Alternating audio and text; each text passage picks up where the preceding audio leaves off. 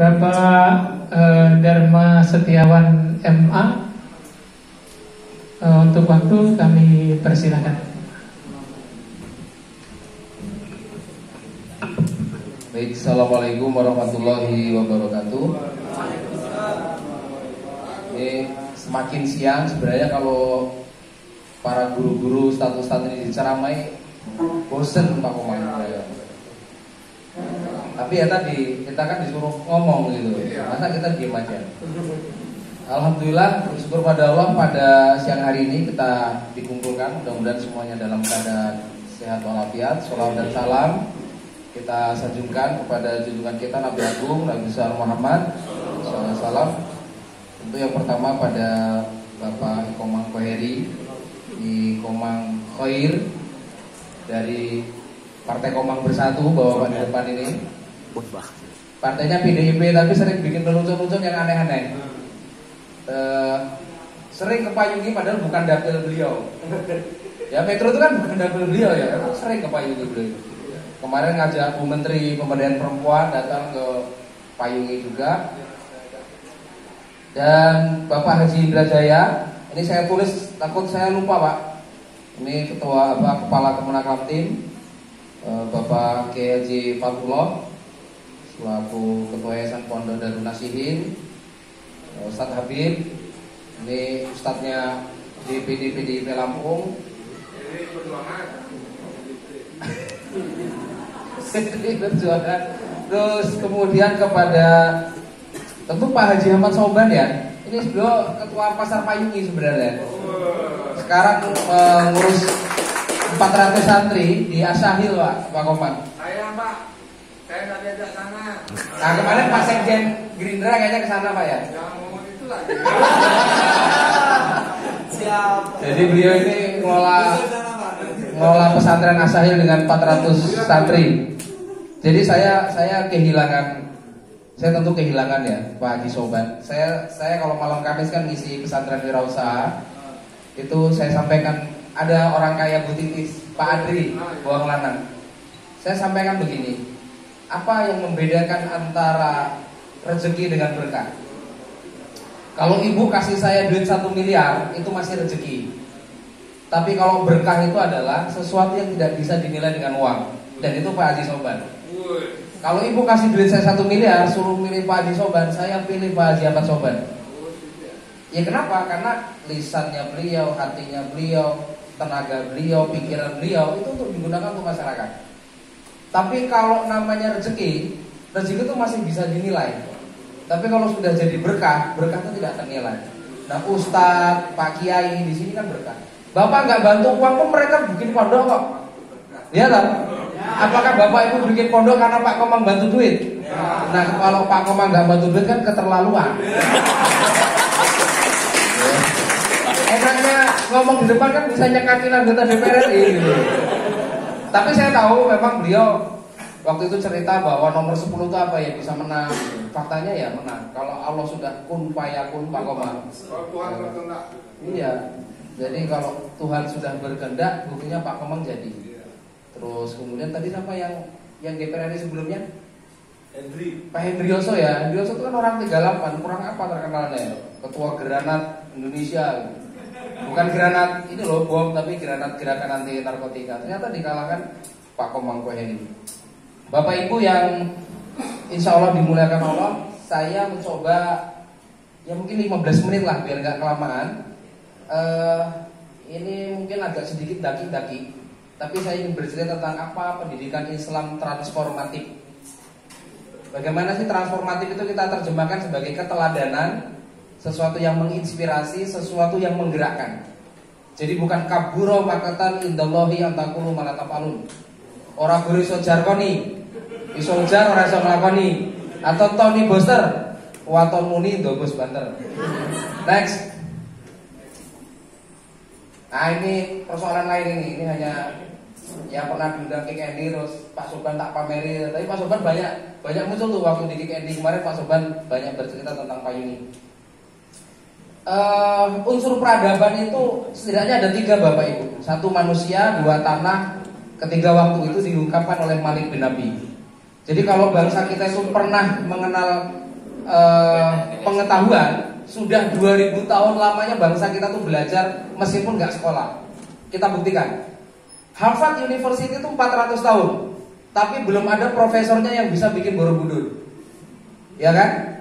Tapi bangsa kita itu adalah bangsa yang sudah meninggalkan banyak. Ada candi, masjid terbesar, kemudian gereja-gereja, benteng, kantor, rumah adat. Seperti kami di Payungi mentradisikan ada pasar kuliner, ada tari, pakaian, bahasa, aksara. Itu adalah unsur peradaban. Dan peradaban ini sedikitnya 200 tahun. Nah umur kita ini nggak nyampe Pak. Umur kita tuh nggak nyampe satu peradaban. Tapi peradaban bangsa kita itu sudah melampaui orang-orang yang selama ini berpikir bahwa Harvard University lah yang paling bagus. Faktanya belum ada satu profesor Harvard University yang bisa bikin bangunan seperti Borobudur. Berarti kan spesies bangsa kita hebat. Cuman dulu nggak sekolah, nggak ada gelar, ya kan? Ya nggak seperti hari ini kita modern duduk mendengarkan guru. Bangsa kita adalah bangsa yang banyak menginspirasi, yang banyak prakteknya. Next. Belajar di sekolah itu untuk memahami, menghayati ilmu dan menemukan bakat atau kemampuan, bukan untuk mengejar target nilai tinggi. Angka anak yang rendah di kelas tidak berarti kurang nilai di masyarakat.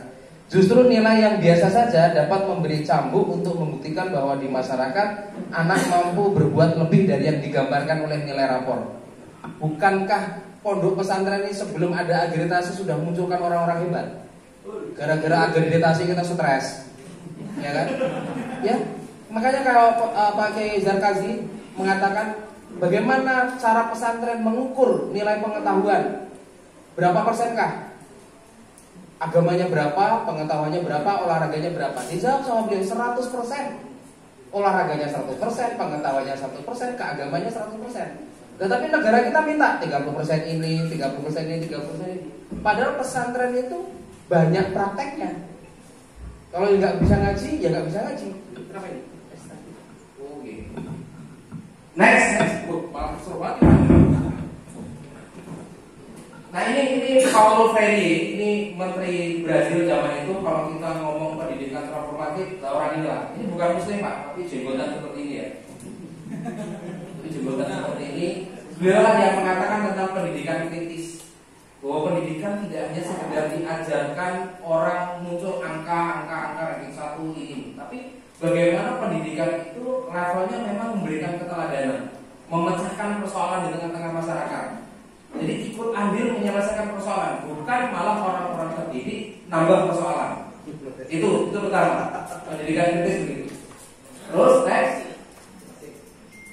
Nah, Almarhum Mansur Fakih juga mengatakan bahwa pendidikan itu merupakan proses produksi kesadaran. Dengan pendidikan kan orang sadar, dengan sadar dia melakukan gerakan, dengan melakukan gerakan dia melakukan perubahan. Kan begitu. Jadi kalau orang kok terdidik tapi nggak sadar, berarti dia tidak sesuai dengan unsur yang disampaikan oleh Mansur Fakih. Next. Nah ini Pak Yuni, cerita yang sebenarnya saya ingin ceritakan tentang Pak Haji Soban. 4 tahun yang lalu kami mencoba menggerakkan masyarakat membuat namanya pasar tradisional. Nah ini sekarang udah 4 tahun dan mulai omset pertama kita sekitar 16 juta berapa gitu. Kemudian sekarang kalau hari Minggu ada 2.000 orang datang ke kampung kami dan ada uang sekitar di atas 70 juta sekarang perputaran dan hampir 7 miliar lah.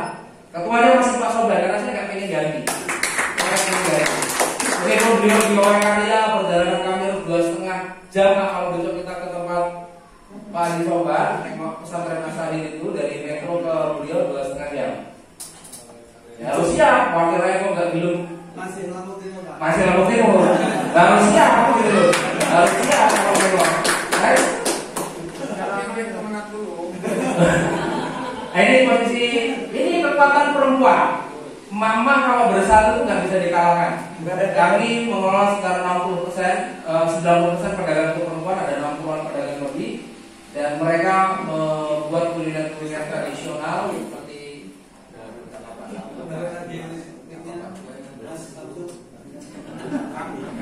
tadi. Besok juga ngomong sama Pak anggota dewan, gimana listrik nggak mati itu gimana? Gitu.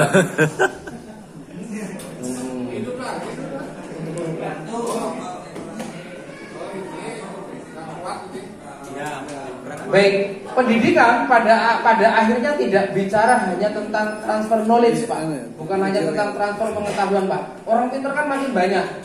Orang pintar makin banyak yang bergelar, bahkan yang profesor, doktor banyak. Tapi yang minterin apa lagi? tapi apakah orang-orang ini kemudian masih bisa memberikan keteladanan bahwa orang-orang pintar ini juga melakukan transfer ruh, Pak? Transfer ruh. Kalau Bapak tadi bicara sedekah kan di itu ada dana punya. Dana punya itu juga bagian dari keteladanan yang diberikan oleh umat-umat lain kan. Jadi bukan hanya kesolehan itu kesolehan individu. Tidak hanya kesolehan ritual, Pak, tapi bagaimana pendidikan ini menyajikan kesolehan sosial. Nah, kesolehan sosial itu kan kita harus melakukan sesuatu di tengah-tengah masyarakat. Nah, hari ini Pak Yuni bertransformasi bukan hanya sebagai pasar. Terus saja, Mas, next. Nah, inovasi Pak Yuni sekarang kami juga nggak minta Pak Komang kok untuk bikin pesantren kok. Coba next. Tapi Pak Komang tahu bahwa kami nggak minta-minta apa ini. Waktu Pak Komang pamer bagi Innova tuh, ya bagus tak gitu. Meskipun saya, ya, Innova Jabung ya waktu itu ya. Pondok pesantren Jabung ya, pamerin ke saya. Saya kirim Innova ke pesantren Jabung. Siap tak gitu. Karena kami udah ada mobil ini juga, ambulan dari tetangga yang memang punya. Tetap di lingkungan kami ada yang menyediakan mobil untuk begitu. Kami ada Payung University. Bapak nggak usah berpikir tentang akreditasi, ijazah, gelar. Kami nggak jualan itu. Saya sudah ngajar di IAIN, tapi saya namanya bikin pendidikan alternatif, Bapak Ibu, bahwa semua masyarakat bisa kita urus. Anak-anak kecilnya, emak-emaknya, anak mudanya, bapak-bapaknya dan sebagainya. Kami ada sekolah seni payungi. Itu kami sering ada pameran lukisan, ada gerabah, ada tari, ada musik, macam-macam. Kemudian ada sekolah desa. Kalau Sabtu Minggu ada berbagai kepala desa datang ke kampung kami, menginap di kampung kami. Itu kami berikan materi, ya ada Mas Wahid, di situ ada Ketua Genpi Lampung, itu beliau tokoh pariwisata Lampung, Pak, Mas Wahid ini. Dan itu banyak sekali kami bantu desa-desa, bukan hanya maju ekonominya tapi pariwisatanya, kemudian mengangkat kampung kerajinannya. Kemudian ada Women and Environment Studies, nah, ini agak ke Inggris ya. Jadi ini pusat studi perempuan dan lingkungan hidup. Jadi bagaimana pemberdayaan perempuan ini menjadi contoh. Makanya kemarin Bu Menteri datang dan melihat bagaimana perempuan-perempuan ini makin berdaya. Bukan diberdayai ya, makin berdaya. Diperdayai, bukan diberdayai, tapi diberdayakan. Jadi mak-mak ini dulu misal Bu Nani jualan pertama kami gelaran itu 200.000 jualan gedung. Sekarang levelnya sudah di atas 2 juta per gelaran. Karena tamu kami 2.000-an orang dari berbagai daerah. Kemudian kayak Bu Sundari itu gudegnya bisa 8-10 juta per gelaran. Jadi ini berkah. Kalau berkah berarti tidak bicara angkanya, tapi bicara bagaimana orang-orang ini tumbuh dengan komitmen bersama-sama, gotong royong Sabtu pagi, Sabtu sore itu diundi. Jadi mereka tidak tahu akan dagang di nomor berapa. Kemudian Minggu sore habis gelaran mereka dagang. Kalau Sabtu mereka, hello guys, jangan lupa datang ke Payungi setiap hari Minggu jam 6 sampai jam 11. Ini mak-mak loh, mak-mak Jabi, zaman dien. Diajari Instagram, diajari Facebook, diajari bikin video dan sebagainya, promosi.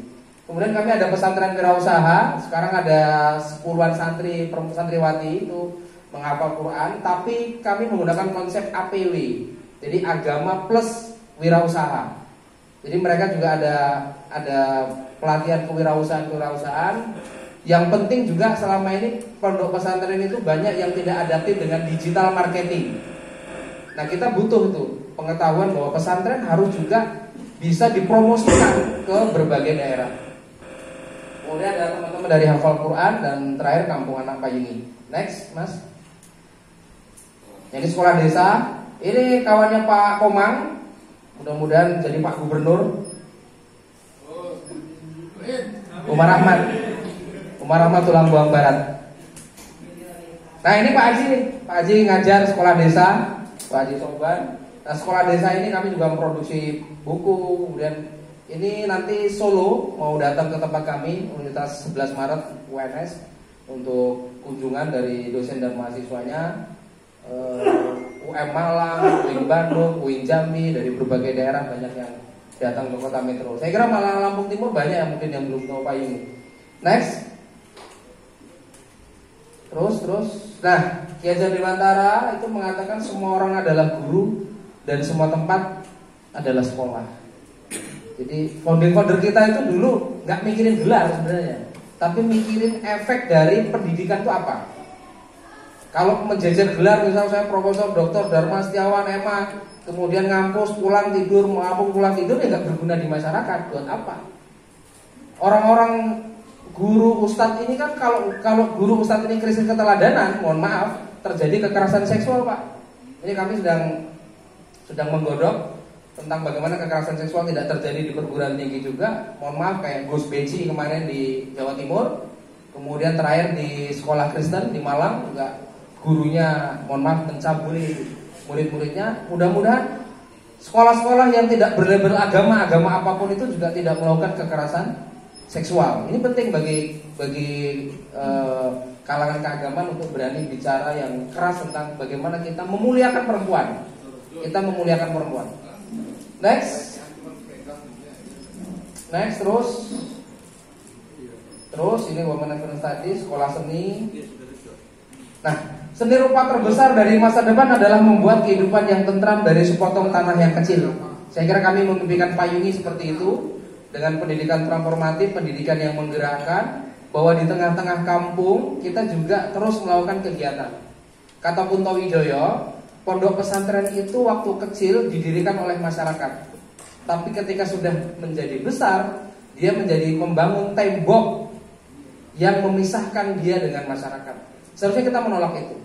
Bagaimana pondok pesantren yang sudah besar tapi memberikan nyala, dia peduli pada masyarakat. Jangan sampai juga pondok pesantren malah ribut sama Pak Kepala Desanya, misalkan gitu. Pak Kepala Desanya nggak suka sama pondok pesantrennya.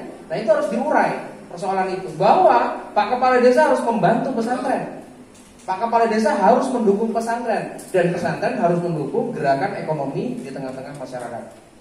Next, ini pesantren Wirausaha, Pak. Ini perjalanan 4 tahun yang sebenarnya dari geribik seperti itu, dari seperti ini. Sekarang kami ada gedung 2 lantai yang ya habis kemarin 1 miliar, dan Pak Komang nggak sedikit pun ngasih kok, nggak apa-apa gitu.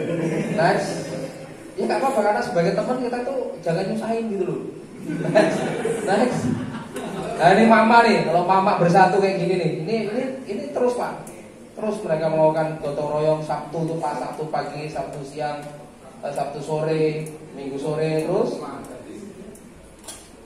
Nah, tujuan utama pendidikan tuh bukan pengetahuan, bukan hanya pengetahuan. Tujuan utamanya tuh bukan pengetahuan, tapi tindakan.